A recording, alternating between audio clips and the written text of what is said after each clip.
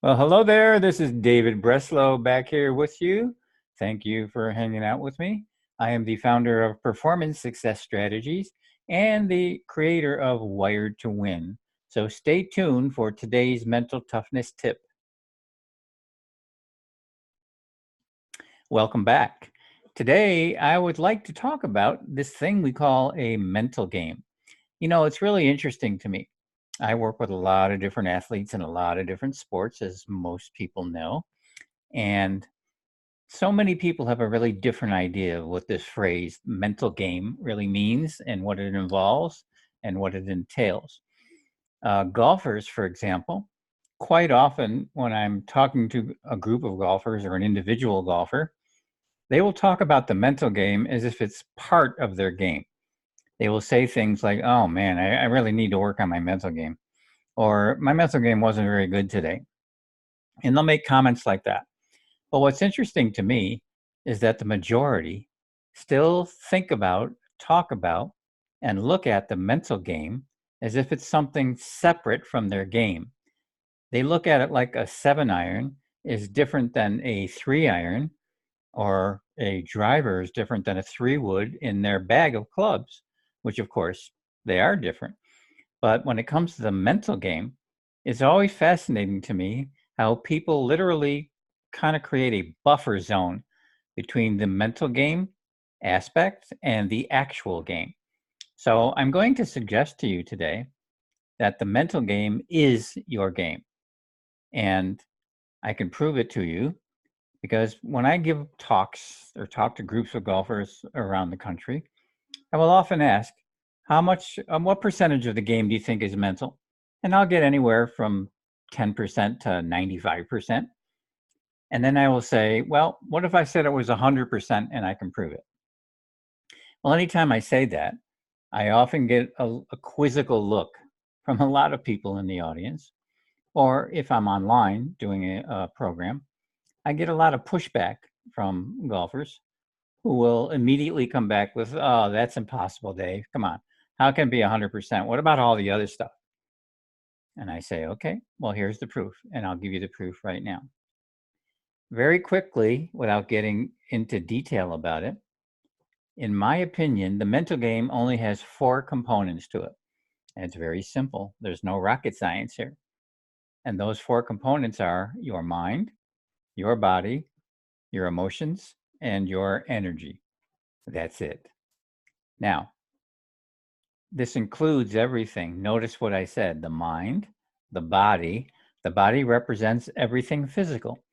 So that represents your mechanics, the swinging of the golf club, anything related to physically what you're doing.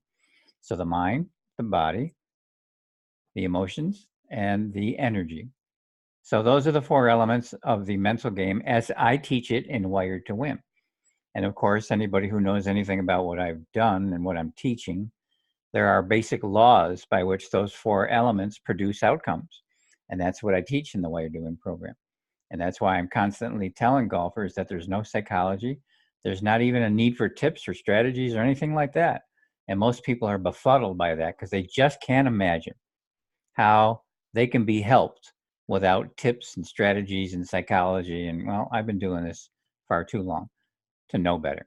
But anyway, back to the topic at hand. Those 4 elements: mind, body, emotion, and energy. Now, that's not the proof. Here's the proof. The proof is very simple. Every time you put your hands on the golf club, any golf club, anywhere around the world, doesn't matter where you are, doesn't matter who you are, every time you put your hands on the golf club, those 4 elements are in play. I dare you to find a time when that's not true. So, as you're listening to this, go ahead and take me up on my dare.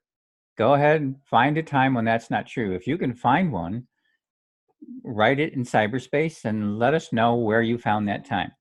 Okay, I've been doing this over 25 years, and I've had some of the biggest egos around, of course, as clients. And the big egos often like to dare me back and tell me that they'll find it. Well, in those 25 plus years, nobody has found it. So if you think you can, you're more than welcome to try. I would love to hear about it. So that's the proof. every time you put your hands on the golf club, your mind, your body, your emotions, and your energy are involved. So I'm inviting you to stop looking at this thing called a mental game, which I know is confusing for a lot of people, but I'll get into that some other time. There's a lot of reasons why people struggle with the mental game, and it's really completely unnecessary. But for the moment, start to view the mental game as your game, period. It's not part of your game, it is your game. Because if you're not functioning well mentally, physically, emotionally, or energetically, you're just not going to be playing your best golf. And I think most people know that intrinsically. I think you know that innately. You're just not going to play your best golf. Mind, body, emotion, and energy.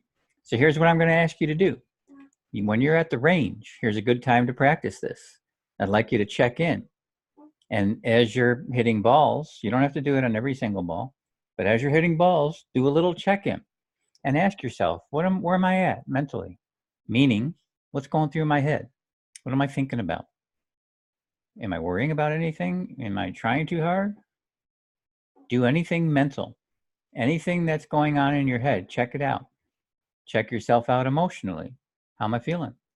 Am I anxious? Am I frustrated? What are you doing emotionally? Check out. And check out physically. What's my body doing? Am I tight? Is my jaw tight? Are my hands tight? Are my legs tight? Am I swinging too fast? Swinging too slow? Trying too hard?